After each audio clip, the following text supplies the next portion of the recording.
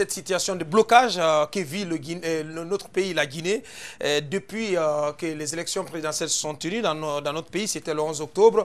Il y a cet immobilisme total dans lequel le pays semble s'installer. Le président Alpha Condé qui donc s'offre des voyages entre-temps dans la perspective de son intronisation, en tout cas pour le compte de son second mandat. Quel regard portez-vous sur cette situation? Et de l'autre côté, le pays risque de se retrouver sans budget d'ici au 31, au 31 décembre prochain. Ce qu'il faut d'ailleurs ajouter, c'est qu'à la présidence, on interdit des dépenses de plus de 200 millions de francs guinéens. Aujourd'hui, ce qui se passe à Touba, où l'inaction des autorités est l'une des conséquences directes de ce retard accusé entre l'investiture du président et la décision rendue. Ah mais non, je ne suis pas d'accord, Antoine. Si, j'en viens. L'immobilisme ne veut pas dire inaction. J'en viens tout de suite. Ouais. On a suivi. Il fallait plus de 200 millions pour gérer le cas Touba. Vous savez, actuellement, vous êtes d'accord avec moi que l'administration ne fonctionne pas. Oui, allez-y en ville aujourd'hui. Rien n'est de douane. Hein. La plupart des ministres aujourd'hui, l'État. La plupart des ministres aujourd'hui ont à l'esprit comment me maintenir à mon poste. Aucun ne veut travailler. En ne faisant rien. Oui, aucun ne veut travailler parce que tout simplement on craint d'être révoqué après l'investiture d'Alpha Condé. Aujourd'hui, il y a des ministres qui travaillent tout de même. On a vu Lousseni Camara qui a repris ses actions. Ministre à vie. Tant que vous avez une journée de plus à la tête de votre département, faites votre travail. Il y a eu un débat en Guinée lorsque le président ivoirien a été réinvesti au lendemain de sa réélection. Ça a été un véritable débat où on a dit que la Constitution ne permettait pas à ce qu'après une élection en Guinée, qu'on parte tout de suite à l'investiture parce que c'est prévu pour le 21 décembre. Ouais.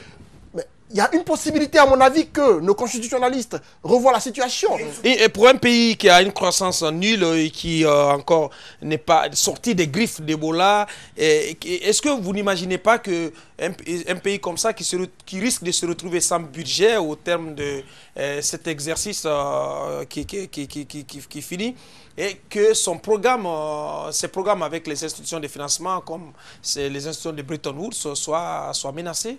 Ne pensez-vous pas que c'est un gros risque, c'est une hypothèque sur l'avenir même du pays? Mais quand vous dites qu'un pays qui se retrouve sans budget, je voudrais apporter... Qui risque de se retrouver sans budget. Qui risque de se retrouver, même si le budget, même si le budget n'est pas voté à l'Assemblée nationale, il y a d'autres voix, il y a d'autres voix qui... Non, il n'y a aucune voix. Le président, on sait bien qu'il peut, ordonner alors là, pas par le 12e provisoire. Sauf si au préalable, le budget a été discuté et qu'il n'y a pas eu d'accord à l'Assemblée nationale pour le voter au 31 décembre. Mais dans le cas d'espèce, ce n'est pas prévu. Si aujourd'hui, on ne dépose pas, parce que dans les conditions normales, n'oubliez pas, ce budget-là devait être sur la table de l'Assemblée nationale au plus tard le 15 octobre. Absolument. La Constitution ne leur accorde que 10 jours de retard. Ce n'est pas fait. L'Assemblée est en faute. La présidence est en faute. J'ai demandé ici à un député de saisir la Cour constitutionnelle et me dit, vous savez, ce n'est pas comme cela, ça se passe. Le président peut diriger le pays par ordonnance. S'il dirige le pays par ordonnance, vous allez voir les conséquences, on va les payer tous. Bien, et les menaces, c'est aussi avec ces institutions de Bretton Woods avec lesquelles la Guinée est en programme. Non, il n'y a pas de menace. Moi, j'estime, il n'y a pas de menace, c'est un nouveau président. C'est un nouveau président. Toujours optimiste, Lamine Moni. Moi, je suis très optimiste. C'est pourquoi je vis bien dans ce pays-là. Il faut être optimiste. Et voilà, donc moi, je voudrais juste revenir un peu sur... Vous vivez bien dans ce pays? Oui, parce que je suis optimiste. Oui, mais je n'ai rien, mais je suis optimiste. Je vis de l'optimisme.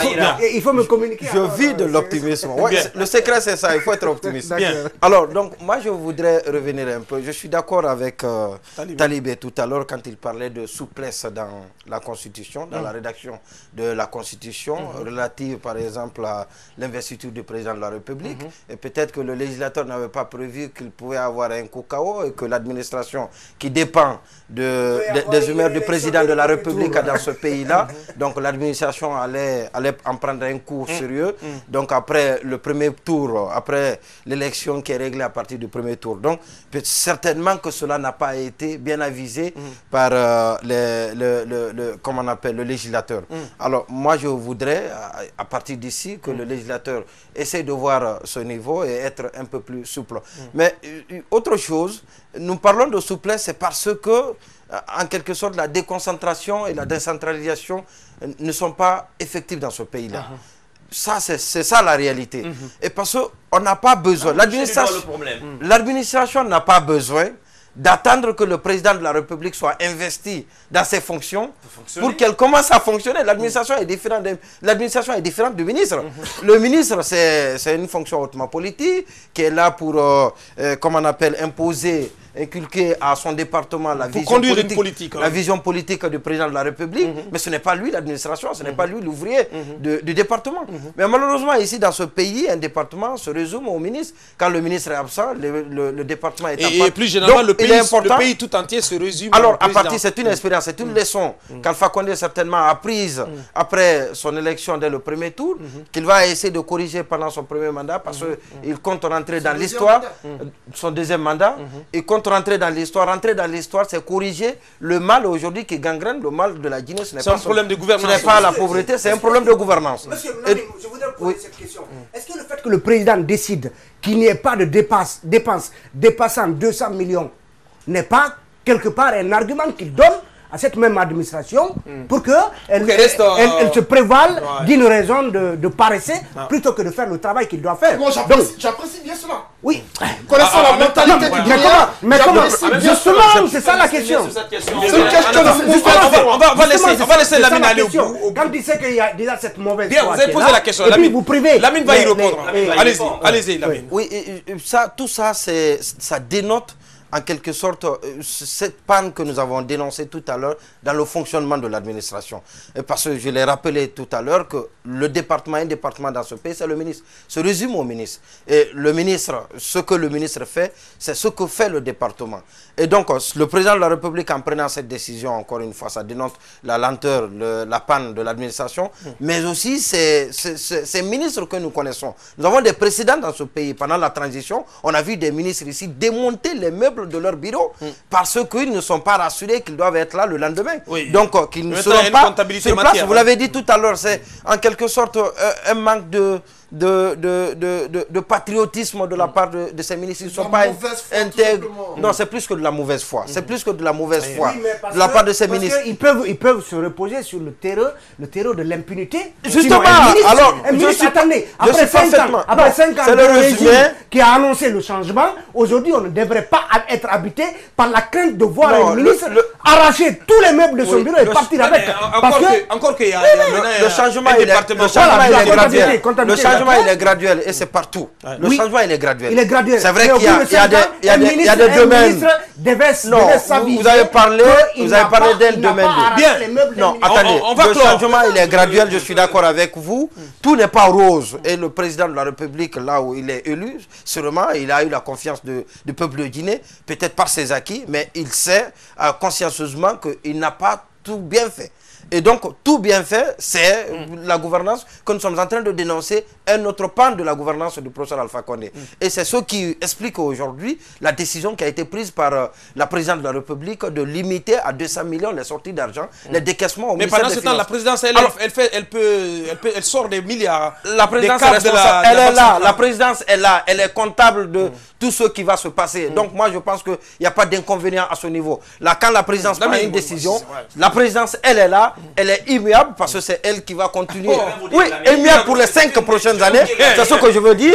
Moi je pense que ce n'est pas, il n'y a pas de mal en soi. Je vais vous dire, Lamine, que c'est une décision qui paraît sage, mais qui est parfaitement inutile et qui, à la limite, relève de la mauvaise foi. Qu'est-ce qui aurait été souhaitable? Je suis réélu. Il n'est même pas obligé d'attendre son investiture, justement pour nommer un nouveau Premier ministre. Il ne faut pas l'oublier. Pour le moment, il y a un mandat en cours jusqu'au 21 décembre. J'ai dit que tout ce à quoi l'immobilisme à quoi nous sommes en train d'assister ne relève même pas d'un problème constitutionnel. Ça relève avant tout d'un problème de mentalité. Absolument. Je vous ai longtemps écouté, mais ça relève davantage de problème de mental. Aux États-Unis, le président est élu en novembre. Il prête serment en janvier. Dans beaucoup de pays, on dispose de ce même laps de temps. Mais pendant ce temps-là, l'administration continue de fonctionner. Aujourd'hui, qui est insipide dans cette histoire? Je vais vous le dire, je vais vous surprendre, mais c'est Saïd Fofana. La Constitution dit que c'est lui le chef de l'administration, ce n'est pas Alpha Condé. Si l'administration ne fonctionne pas, c'est parce que justement Saïd Fofana aujourd'hui a d'autres préoccupations. Pendant ce temps, on entend même certains de ses ministres dire « Nous, on souhaiterait que le président de la République nous maintienne. À la place d'Alpha Condé, j'aurais démis ce ministre le même jour. Parce que ce n'est pas cela qui devrait être la préoccupation aujourd'hui des ministres. Justement, moi à la place d'Alpha Condé, je les aurais démis. Donc ce n'est pas un problème constitutionnel, c'est un problème de mental. Et le président peut y remédier, justement en ne traînant pas longtemps dans les conciliabules, mais en désignant immédiatement quelqu'un, justement, qui pourra lui proposer une liste de ça nous permet d'embrayer rapidement sur l'éventualité d'un gouvernement de large ouverture. Le président a engagé des consultations avec certains exilés politiques, talibés. Est-ce que c'est à l'ordre du jour? C'est envisageable très rapidement? On a 5 petites minutes avant de parler des attentats. Mais bon sang, pourquoi la mise en place d'un gouvernement d'ouverture s'adosserait à la situation des exilés politiques? Si vous les comptez, les célèbres exilés politiques dont vous parlez, il y en a pratiquement que 2. On parle de Bahouri, attendez, on parle de Bahouri et puis de Tibou. Vous pensez qu'il suffit que Bahouri il soit... est réellement un exilé politique, qui n'a pas d'affaire avec ça. Vous comprenez? C'est un exilé volontaire. C'est une consultation. Voilà. Présage, c'est une question, présage d'une ouverture. Moi je pense que en traitant par exemple le cas Bahouri, en traitant le cas Dadis Camara, peut-être, ce sont les plus poignants. Tibou, et accessoirement le cas d'Adis Camara, même s'il faut mettre un gros point d'interrogation devant ce cas, et je pense que cela aurait contribué plutôt à disons, à rasséréner le climat socio-politique. Donc, on ne peut pas adosser la mise en place d'un gouvernement d'ouverture au traitement du cas de 2 ou 3 personnes. Je pense que... Ça, c'est deuxièmement, on parle il paraît qu'on serait en train de concocter une loi d'amnistie qui pourrait profiter à Bahouri et à d'autres personnes qui sont aujourd'hui en prison. Tout cela peut être traité indépendamment de la mise en place d'un gouvernement d'union nationale. Donc je pense qu'aujourd'hui, la question qui se pose, même ce concept de gouvernement d'union nationale, de large ouverture. De gouvernement de large ouverture, je pense que est-ce que on ne peut pas mettre en place un gouvernement où il n'y a pas l'opposition et que est-ce que si l'opposition n'est pas dans un gouvernement, le gouvernement ne peut pas fonctionner. Le reproche qu'on a fait à Alpha Condé, c'est qu'il a toujours mis en place un gouvernement de récompense, mais non un gouvernement dont le choix des membres porte sur des critères de compétences que tout le monde connaît. Et un gouvernement d'ouverture, forcément, n'est pas un gouvernement de compétences. Est-ce que vous sentez le président Alpha Condé dans cette dynamique, dans cet état d'esprit, Antoine, un gouvernement de compétences ou un gouvernement d'ouverture? Pour qui connaît Alpha Condé, peut s'attendre à être surpris dans les jours à venir parce que là où vous l'attendez, il n'est jamais là. L'exemple a été le cas de la reconduction de Saïd Fofana. Et donc, au sortir des législatives. Et donc, pour cette fois-ci, il a entamé des rencontres. On met ça dans le cadre de la réconciliation nationale qu'il veut prôner pendant son 2e mandat. De la crise que l'on a vécue.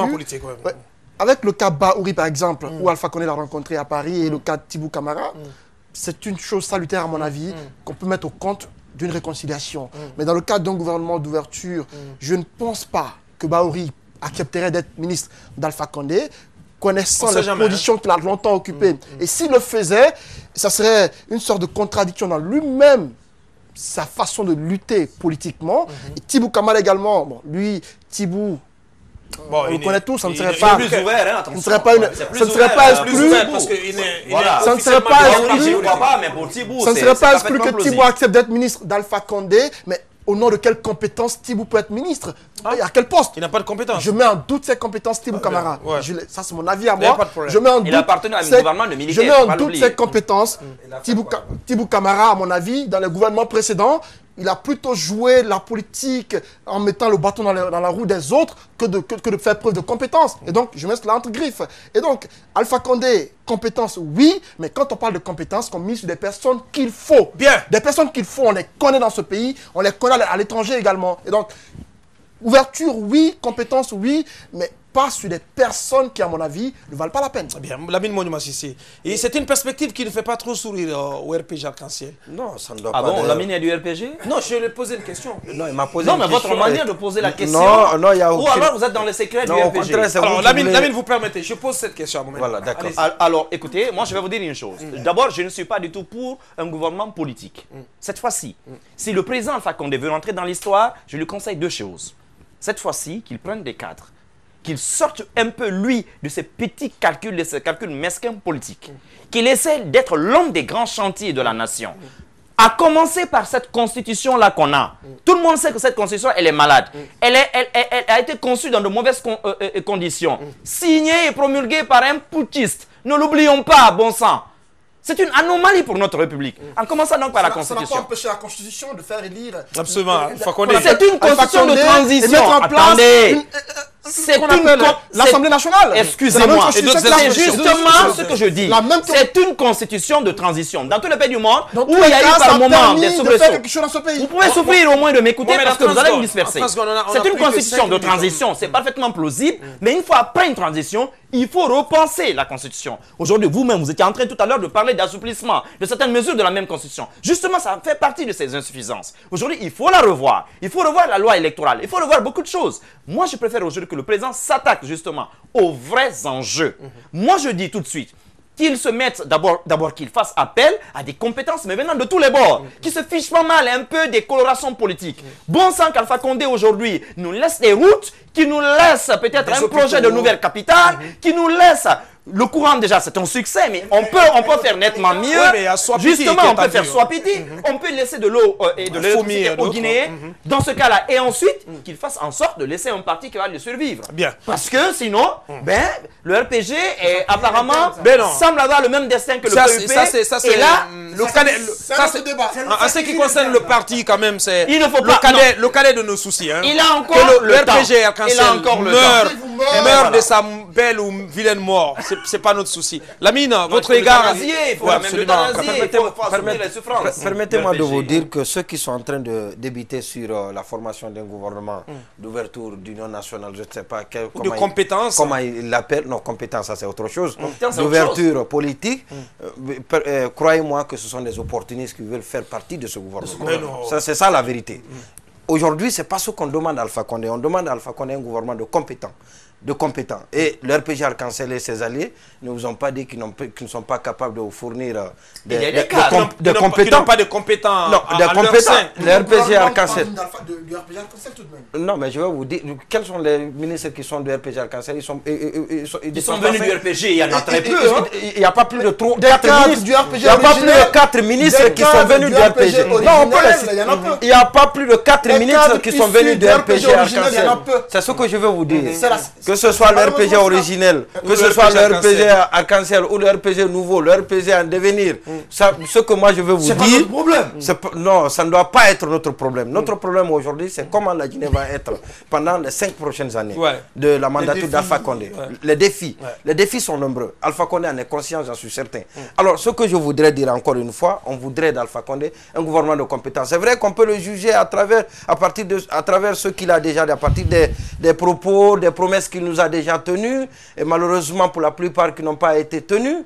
Et donc, par rapport à la formation d'un gouvernement, Talibé le rappelait tout à l'heure, mais un homme politique, c'est le fait. C'est le fait, c'est pas le passé, encore moins l'avenir. Alpha Condé, pour qui connaît Alpha Condé totalement embrigadé dans ses calculs politiques, et nous savions qu'en 2013, on n'était pas loin d'une élection majeure qui touchait d'ailleurs son avenir politique. Alors, il était difficile pour Alpha Condé à l'époque, connaissant l'homme politique, de faire un changement majeur, d'effectuer une mutation dans la formation de son gouvernement.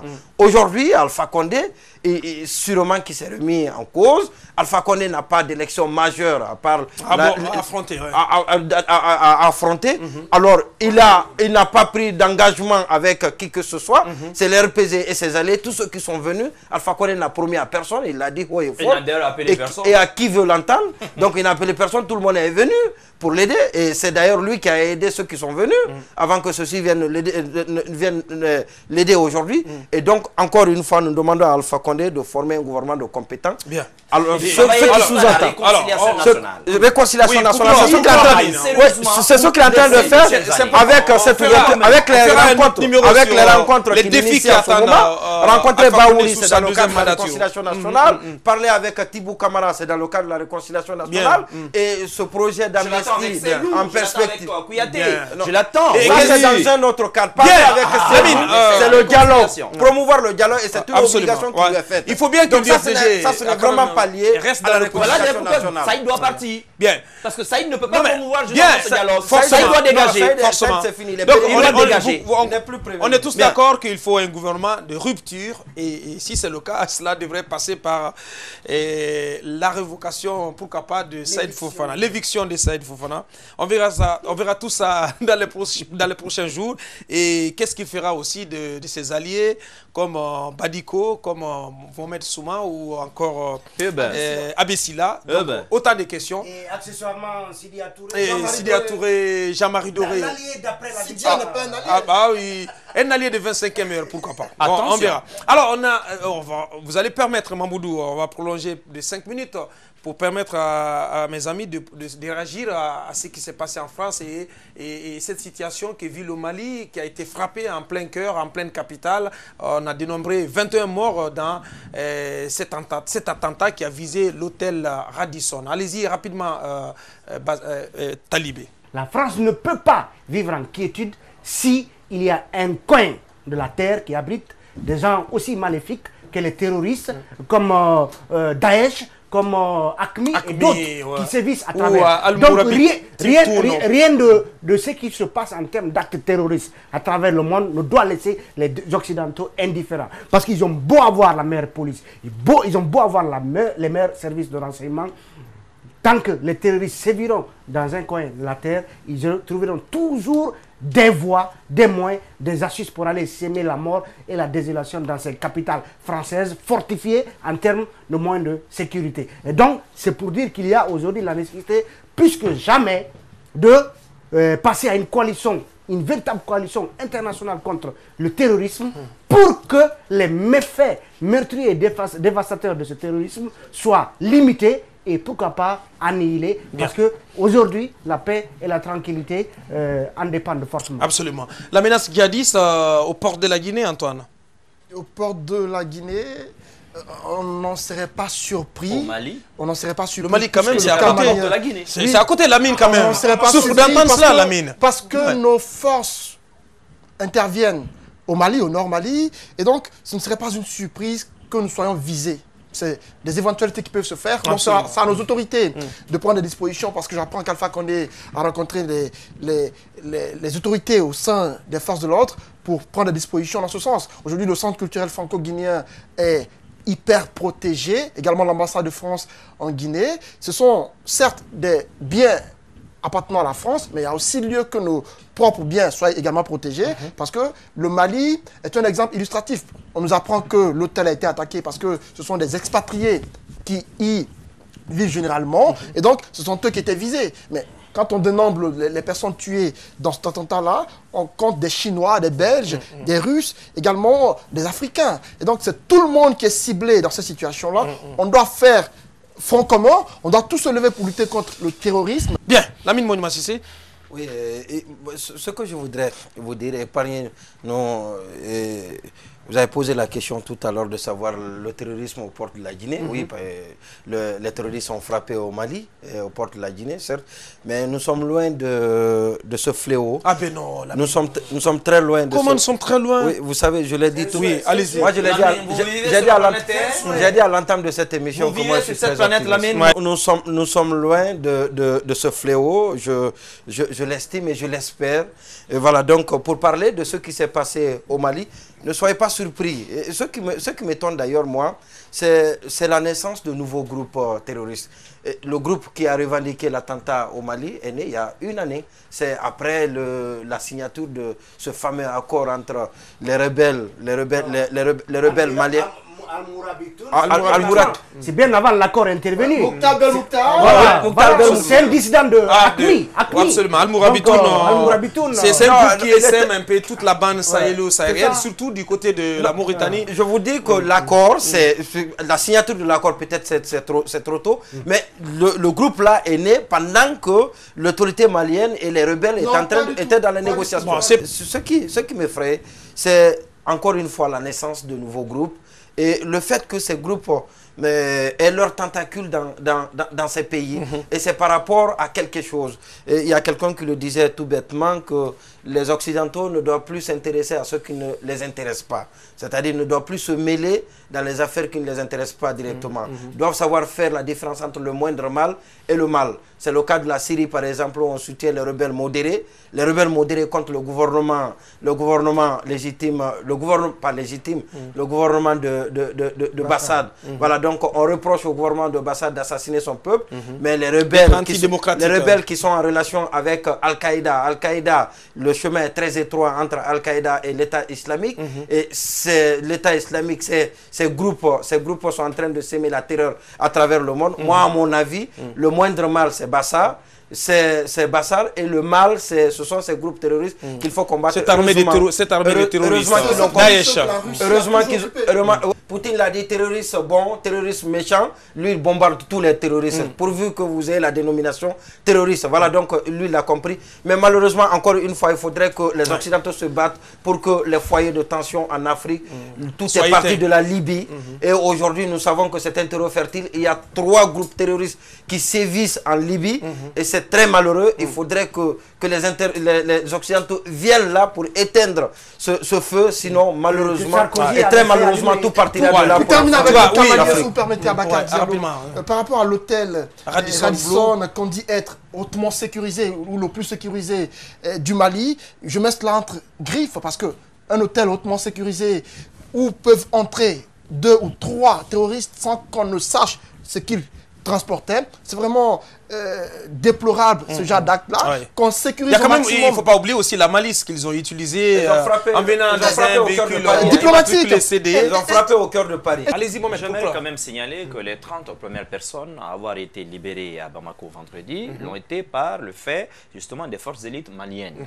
Et que c'est beaucoup plus tard, ce n'est qu'aux environs de 13 h que les services spéciaux de la France sont arrivés de Ouagadougou et un peu plus tard les Américains. Donc, c'est clair que malgré tout, disons, les forces maliennes quand même se sont honorablement sorties de cette affaire. Maintenant, ce que moi j'ai envie de dire, le terrorisme aujourd'hui n'épargne aucune nation de la surface de la terre. Aujourd'hui, il faut travailler essentiellement aux causes, justement, qui favorisent l'installation de ces groupuscules. Moi, je veux essentiellement aujourd'hui me baser sur la question des petites nations, des petits États comme la Guinée, le Mali ou le Nigeria. Il faudrait savoir que le terrorisme, nous sommes des terreaux fertiles. Pourquoi? Parce que très souvent, il y a des problèmes non résolus chez nous. Et que l'amalgame est vite fait entre politique et religion. C'est justement ça le problème. Aujourd'hui, quand vous prenez Boko Haram, vous avez extrêmement de petits bandits là-dedans. Récemment, un des commandants qu'on a arrêté ne savait même pas réciter sa fatia correctement. Donc, il en est de même pour la seule femme kamikaze dans les attentats de Paris. Justement, lorsque vous avez aujourd'hui un jeune qui ne peut pas avoir 100 $ par mois et qu'un groupe terroriste vient lui dire, écoutez, on vous paye 1000 $ par jour, alors que dans son pays, il n'a plus du tout, lui, d'espoir. Il ne voit pas le bout du tunnel. Il préfère aller mourir dans la Méditerranée. Je vous dis qu'il y a énormément de chances pour que les jeunes rejoignent de tels mouvements. Donc, il faut résoudre les problèmes politiques chez nous. Il faut faire en sorte qu'il y ait des élections transparentes, justement. Dans nos pays, il faut faire en sorte que l'état de droit, que les citoyens vivent libres et que se sentent chez eux à l'aise. Et qu'il y ait une meilleure redistribution justement des richesses de nos pays. Parce que les gens qui se sentent marginalisés sont un terreau fertile. Si vous ne le comprenez pas... Alors, on va s'arrêter là. On va s'arrêter là. Vous comprenez? On va s'arrêter là. Vous permettez quand même qu'on conclue. Acceptez quand même qu'on tienne compte de l'aspect absolument, c'est un aspect important, comme il y en a d'autres qui sont importants. Merci à tous les quatre, Lamine Monima Cissé, qui nous est venu de Guigui FM, Antoine d'Espace TV, Talibé de City FM et de La Réplique, et à Mohamed Mara, le co-animateur. Merci à Mamoudou Kondé et son équipe, l'équipe de cadrage à Sidibé, qui était donc du côté du son. Merci à tout le monde, vous qui nous avez pratiqué, vous qui nous avez suivis depuis Mamou, la ville d'origine de Talibé Bari, notre ami qui est sur ce plateau. Au revoir, portez-vous bien, on se reprend dans 3 semaines. Portez-vous bien. Merci.